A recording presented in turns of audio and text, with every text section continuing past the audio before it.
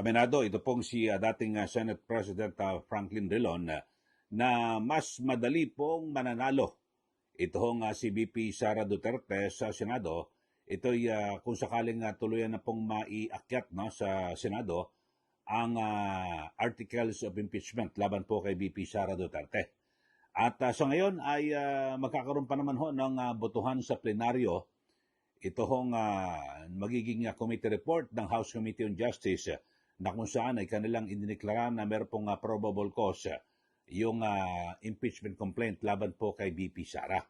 Pero sabi ho ni dating Senate President Franklin Drilon, mukhang mas okay ho yung naging estratehiya ng kampo ni VP Sara na kung saan ay hindi ho sila nagbigay ng mga kaukulan at karampatang mga ebidensya o sagot sa mga aligasyon diyan po sa House of Representatives dahil sa maaring ito ay inireserba po nila diyan po sa Senado. Kasi sa Senado ay kumbaga mas madali ho manalo doon Kakaunti lang ho kasi, di ba, 24 na senador o tinatawag ho na republika ang magdidesisyon lang. Samantalang diyan po sa mababang kapulungan ng Kongreso ay nasa mahigit sa 300 ang mga kongresista, bagamat 106 lang po ang kinakailangan o one-third para tuluyan na pong ma-impeach ito pong si VP Sara at yung articles of impeachment ay dalhin na po sa Senado. So sa ngayon, sabi ho ni Senator Drilon ay solid ho ang kakaiba ho dyan sa Senado ay solid po yung siyam na mula po sa minorya. Ito hong siyam na bilang o boto ay ito'y makakapigil na po para makonvict yung isang may kaso ng impeachment tulad po ni VP Sara Duterte kasi ang kinakailangan po base po sa batas ay 2/3, ibig sabihin 16 senators ang boboto para po sa conviction. Pero kung hindi po sila makakuha dahil ngayon 15 lang nga po sila, di ba? 15 lang po yung nasa mayorya. Tapos ay siyam po yung nasa minorya. Na kung saan ay ito po ay pinangunahan ni Senator Alan Peter Cayetano bilang minority leader. Ito pong si Senator Dante Marcoleta, Joel Villanueva, Chis Escudero, Jinggoy Estrada, Bongo, Amy Marcos, Robin Padilla, at Senator Bato de la Rosa. So siyam po yan, siyam po na mga senador ang talagang sa ngayon ay sinasabing ito po ay mga kaalyado ni VP Sara Duterte. So kung ito lang po ay mas magiging talagang sila po'y solid, wala na, tapos na po impeachment. Ito, panoorin po natin mga kababayan ang paliwanag ni dating Senate President Franklin Drilon patungkol ho rito na sa napipinto ho na pag-akyat ng impeachment case laban po kay VP Sara kung sakali na maaprubahan po sa plenaryo yung yung committee report ng House Committee on Justice. Ito, panoorin nyo ho mga kababayan at ito po yung interview ni Pinky Webb kay dating Senador Drilon sa Billionario News Channel. Panoorin natin mga kababayan. Within the Senate, let's present our evidence there. In other words, it is easier to get 9 Senate votes to dissent rather than have a majority in the House of Representatives to dismiss. In other words, you're saying it's easier for her to win in the Senate than in the House. Yes, and the numbers are less complicated. You have only 24 republics to talk to, and if you have 9, that's it. Now, if you look at it, today you have 9 in the minority in the Senate, and you assume that these are Duterte votes. So if that 9 stick together and would cast a negative vote, you can never convict. Now, of course, also the fact is, Pia is part of the majority, but is the sister of Alan. And I do not know if they will vote separately. But if Pia sides with with Alan, there you are. You have 10. Yan po ang pahayag ni dating Senador Drilon at merong binabanggit ho siya na yung siyam na huyan, baka madagdagan pa ho Isa sa kanyang ehemplo, mga kababayan, ay ito pong si Senator Pia Cayetano na kung saan ay nasa panig po ng mayorya, di ba? 15 ho sila, baka maging 14, mabawasan pa ho sila. Dahil sa yung kanyang kapatid na si Senate Minority Leader Alan Cayetano ay nasa kabila, minorya. So parang sabi ho ni Senator Drilon, baka mukhang malabo na hindi siya susunod sa magiging boto ng kanyang kapatid na si Senator Alan Peter Cayetano. So maaring maging 10 itong magiging boto na kung saan talagang lalong magsiselyo para mahirapan po at talagang hindi po makalusot itong impeachment laban po kay VP Sara Duterte. Kasi sa ngayon ay mga kaubayan, so kakaiba ho kasi ito, no? Ito ho ay hindi ho ito katulad ng isang pangkaraniwang korte na kung saan ay pagbabasihan kung ano yung mga ipipresentang ebidensya. Yun, sige, presenta nyo lahat, pero sa huli, boto pa rin ho ng mga senador ang mananaig. Okay na kailangan 16 sa malabo, 15 lang mo sila. Tapos yung siyam solid, tapos na. Ang laban, baka mag-10 pa. Ako, ang pananaw ko mga kababayan, may mga basa rin ako rin sa mayorya, baka bukod doon kay Senator Pia Cayetano, meron pang iba na boboto rin para hindi makonvict o mapatalsik si VP Sara. Isa pa ho dyan, kung si Pia Cayetano, sabi ho ni Senator Drilon, kasi may mga tendency na baka boboto yan para sa pag-absuelto kay VP Sara. Kasi yun ang magiging boto ni Senator Alan Peter Cayetano. Ako may nakikita pa ho ako dyan. Isa hong taga Mindanao, si Senator Mig Zubiri.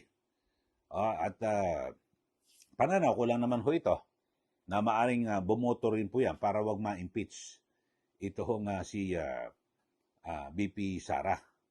So, maaring mababawasan pa ho sila, magiging 13 na lang ho. Kung 13 na lang ho sila, tapos meron pong mga re-electionist dyan po sa majority. Yun ho. At dito nga ho, mga kaumayan, at sa mayorya, so binabanggit ho natin, maaaring maging 13, mababawasan. Si Pia maaaring sumama sa kanyang kuya. Tapos yung iba pa mga halimbawa, taga Mindanao, si Senator Mig Zubiri. So dito ho, mga kaubayan, tapos pero dyan po so magiging 13 na lang ho. May re-electionist din ho dyan sa majority. Ang re-electionist po dyan ay si Senator Raffy Tulfo at si Senator Mark Villar. So, yung dalawa na yan, sabi natin mag-abstain. Yung hindi boboto ng pabor o against, di ba? So magiging 11 na lang kasi siyempre bilang tatakbo ka senador, kapag bumoto na para makonvict at mapalaya si VP Sara Duterte, wag mo nang asahan na makakuha ka ng boto sa Mindanao. At alam naman natin, bilang kandidatong senador, ay napakalaki po ng bilang ng boto ng mga taga Mindanao para ikaw ay manalo bilang isang senador. So, maaring, eto ho posibilidad na mag-abstain. Itong si Raffy Tulfo at si Mark Villar. Sa panig po yan ng mayorya. Tapos si JBL ito, siya rin po ay re-electionist. Yun ho. Sa mayorya yan at sa minorya naman ay yun, talagang hindi natin malaman kung sila po ay So magiging ilan na lang sila? Magiging 9. 9 na lang ho, mga kababayan. Tapos sabihin natin 9, tapos may 3 ho sa majority na kung saan ay may mga nakapending na kaso, may mga report na mukhang tinatakot at hinahawakan sa leeg. 3. Escudero, ito hong si Joel Villanueva at Jingo Estrada sa 3. Kung 9 natitira kanina, sabihin natin, bumaliktad ho ito na pressure para wag sila makulong. So, 9 plus 3. So, 12 pa rin. Hindi pa rin naabot po sa 16. So, yun po mga kababayan. At dito ho, ito hong mga ginagawa nitong nating paghimay ay base po ito sa mga sa mga sabihin natin mga veterano ho. Kasi unang nagsabi ho diyan, di ba, nabanggit ko rin ho sa aking sa vlog, sa mga nauna, si Senator Marcoleta, yung kanyang computation mukhang malabo. na talagang lumusot po sa Senado itong kasong impeachment. Tapos, ay ngayon may binabanggit ho itong si dating Senate President Franklin Drilon. Ang sabi niya, talagang mas easy o mas madali na manalo itong si VP Sara Duterte diyan po sa Senado kasi solid po eh. Solid ho yung kanyang yung kanyang mga kaalyado. Biri mo, siyam. Oh. At ito ho ang siyam na ito na sa panig po ng minorya. Ito kauna-unahan po na nangyari ito na talagang konting kibot lang ho pwede hong magpalit ng liderato, di po ba?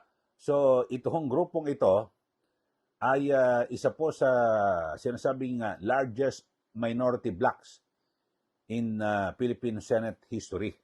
O yun ho, talagang ito raw po ang talagang nailagay po sa kasaysayan kasi talagang ang dami ho nila eh. Kadalasan ho mga kabayan na kapag ikaw ay nasa minorya, minsan 2, 3, siguro marami na hoong 5. Diba sa nakaraan, 19th Congress, si Coco Pimentel at Risa Ontiveros lang. So talagang walang kapanapanalo na pwede silang diba, mag-take over kung ano man. So dadalawa lang po sila.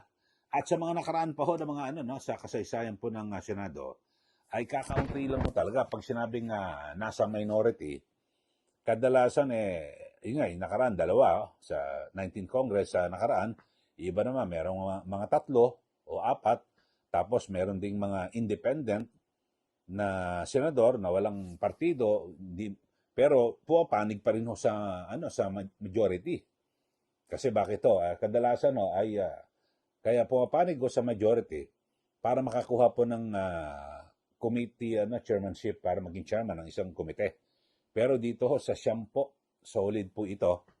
At inaasahan po natin na talagang hindi po ito bibitaw ang mga ito. Bagamat sabihin, kanina nga, binabanggit ka nga ho, at nabanggit na rin ho yan noong una ni Senator Marcoleta na kung sakasakali na meron pong matakot kasi may mga nakapending po na kaso at idinadawit po dito po sa flood control scam o scandal, wala pa rin ho. Talagang may hirapan. At yun ho, marahil, sabi nga ng Senator Drilon, ito ang naging estratehiya. Kasi kung sa bagay, dyan po sa mababang kapulungan ng Kongreso, napakarami ho. Birin mo, 300, alam naman, kausapin mo isa-isa yan. No, di po ba? At talaga napakahirap. Yung 106 ay madali ho makuha. Yung 106 sa 300, so 1/3 lang ho. Na kababayan, kaya lang dito ho ay, yun nga, alam niyo naman, yung mga lumulutang na mga balita na di umano, ay meron mga, may mga ganun, may mga di umano na mga pondo, budget na ibinigay bilang reward dito sa mga kongresista. Di umano ho yan. At di ba yung isa natin vlog ay 1.3 billion pesos di umano ang budget at parang lumilitaw na appearance fee dito po sa mga senador, sa mga kongresista na kapag ikaw ay dumalo sa pagdinig ng House Committee on Justice, ayos ka na. May allowance ka na. 650 million. Magkano yon? Kasi 650 million daw ang ulat sa Abante ang sinasabing ibinigay o inilaang budget. So kung 650 million, ang 54 ang bumoto ho mga kabayan at miyembro po ng nito hong ng House Committee on Justice 650 million i-divide ho natin sa tigte 12 million ho sila. No, mga kababayan, so talagang paldong-paldo. O kahit sabihin natin tanggalin natin ang butal. Kasi 54 yan, mas malaki ho yung chairman at yung mga talagang maiingay, talagang mga nagtatanong na mga nag-abogado. O sabi natin, tig 10 million sa mga pangkaraniwang miyembro. Tapos, tig 15 sa ibang mga, alam ba, yung chairman, ang laki ho, di ba? Biro mo, kaya pala, nagkukumahog lahat, mga gustong umattend at meron pang humihirit ho, mga kababayan, na patagalin pa yung hearing Kaya lang, wala na, kinakailangan kasi kailangan 60 days lang ho, no? Yung session days na dapat na aksyonan itong kasong ito. So, meron para ho, di umano, no, na 650 million na budget pa, karagdagan. Ngayong May. Abangan na natin at siyempre, yung mga botohan na yan. Tapos yung MOOE na mga kongresista itinaas mula po sa 1.2, ginawang 1.5 million a month. So, kung aabutin ho, hanggang tatapusin po itong 20th Congress, aabot po ng 1 billion ang pag-aambag-ambagan ho ng mga Pilipino para sa kanilang mga allowances, yung monthly MOOE, yung parang nagsisilbing allowance ng bawat opisina ng mga kongresista. Yun ho. So, grabe ho talaga, no? At bagamat may mga sinasabi na wala raw pong katotohanan, ito hong mga bayaran, kayo na ho humusga na kababayan. Kasi may mga report Alam niyo naman, di ba, may kasabihan, pag may usok, may apoy. Di po ba? Kayo ho, anong masasabi niyo ho rito? So, sabi po ni Senator Drilon, napaka-easy. Mas madali na manalo ito pong si VP Sara Duterte sa Senado kumpara sa House of Representatives. Kaya naman, sa kanyang paningin, talagang hindi masyadong naging aktibo ho ang kampo po ni VP Sara sa House of Representatives at kung ano man lumabas doon, hindi na bahala lang sila, hindi na sila sumagot. Dahil sa ang labanan diyan po sa Senado. Sige, magbigay na po kayo ng comment dito po sa ating channel. At sa mga bago lang po, huwag niyo pong kalimutan na i-like at i-share. Sundan niyo rin po yung aking Facebook, Eli Saludar. Maraming salamat muli. Ito po si Ka Eli. Magandang araw po sa ating lahat.